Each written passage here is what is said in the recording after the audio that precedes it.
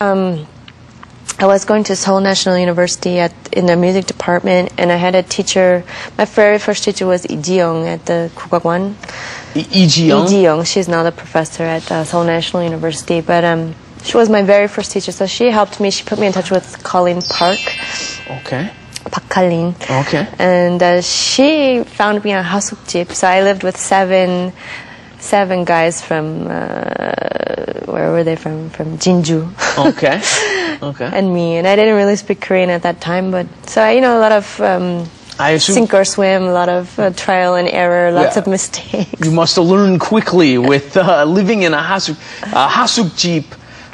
Is quite a little, dormitory? It's a boarding house. A little boarding house, yeah. It must have been a very quick introduction to Korean culture and the Korean language, huh? Yes, it was a lot of struggles, but I started, I was here to play kayagum, so that's all I did. And so my language developed slowly since I spent most of my time in a practice room. And, but I also taught some English and, yeah. Okay. And so I believe... So now we're to the beginning. Yeah. We're getting to where we start to understand your background, and then you went on to get your PhD and things like that. But before we go on and hear a little bit more about that, I think we can hear some of your kayagum music. I think it's about time we heard a little music from Jocelyn Clark. Let's hear... Do we have the DVD ready, PD님? CD 준비돼 있어요? 음악 좀 들어봅시다. Let's hear Jocelyn Clark's 가야금.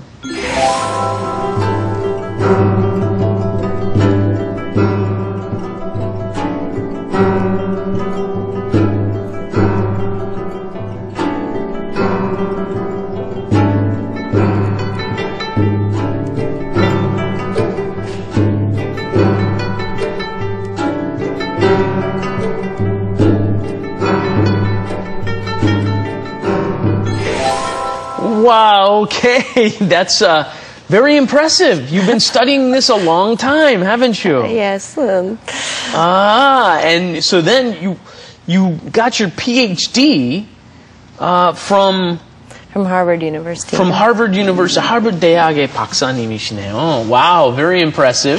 Got your PhD from Harvard, and again, music. In East Asian languages and civilizations. East Asian languages and civilizations. You had a lot of tastes of East Asian languages, more than most of your classmates, I would assume, huh? Well, that's why I didn't end up, getting a PhD in ethnomusicology, because that's a 2-year program, and it doesn't...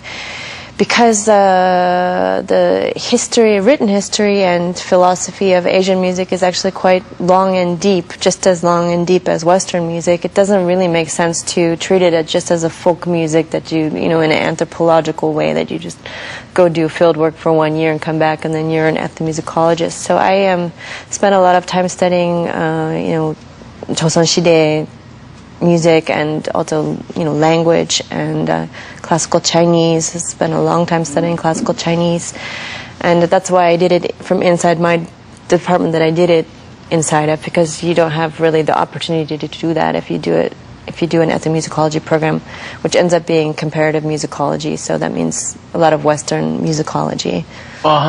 Which I eventually did study in the end, but my program is... Mainly you wanted to focus on East Asia, though, huh? Well, for my program, it's, average takes about 8 years because we have 5 language exams. They don't have them anymore. They got rid of the Western language requirement. I spent many years studying German at Harvard in the East Asian Studies department because I didn't have any Western languages. Interesting. Okay. And now I hear at this point you even have a Korean name?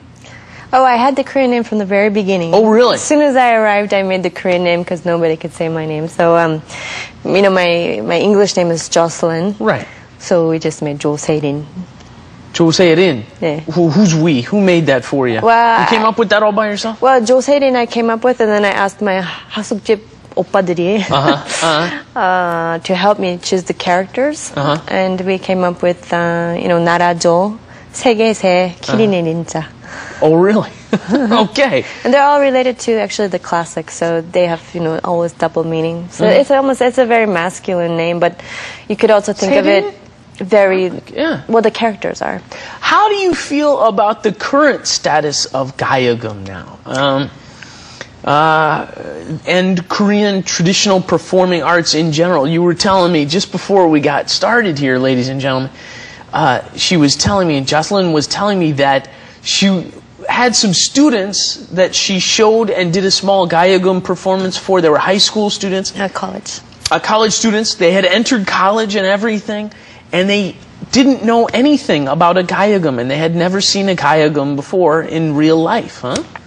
Well, that's what happens when you go away for 10 years. When I had been here earlier, 서편제, the movie 서편제 had just come out, and 국악 was the big thing. All the kids went to all the performance. When I first started studying here, I went to the regular... We're talking, what year are we talking? 92, 93, when I went to the... 92, 93. They have the regular... When did 서편제 come out? 93, 94? Really? Okay. Something like that. I think 93 it came out.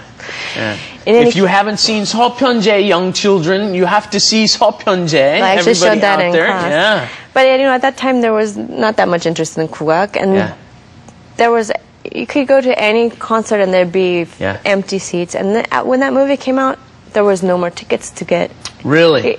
Anytime you went into any 국악 performance, it was completely full, and all the kids had, went to those performances for homework, and they had just started this initiative whereby they brought teachers from the provinces to 국악원 for the summer to be educated in Korean music so they could go back and teach students in the provinces, and that seems to have just died away in the interim while I was gone. So I came back, and all my students are born now in 1990, something like that. Right.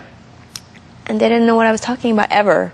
Yeah. 가야금, they know that name, but they don't know 검은고. They've heard of 가야금, but they've never really seen it. Right. And I was talking about sanjo in class, and they never heard the word sanjo. So okay. I'm going to embarrass myself now. Tell me about sanjo.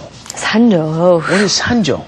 Sanjo is sort of the main genre of solo instrumental music that all the Korean instruments play, but it's based on modes and rhythm patterns, much like an Indian raga, for instance. Okay, so it's a genre of Korean music along the lines of a jazz in America, or a hip hop, or a classical music, or something like that. In terms of being a genre, yes, it's a genre of. And it started with the 가야금 and then spread to other instruments. It came about in the late 19th century, mid 1850s or so. It started, and anyway, it's virtuosic.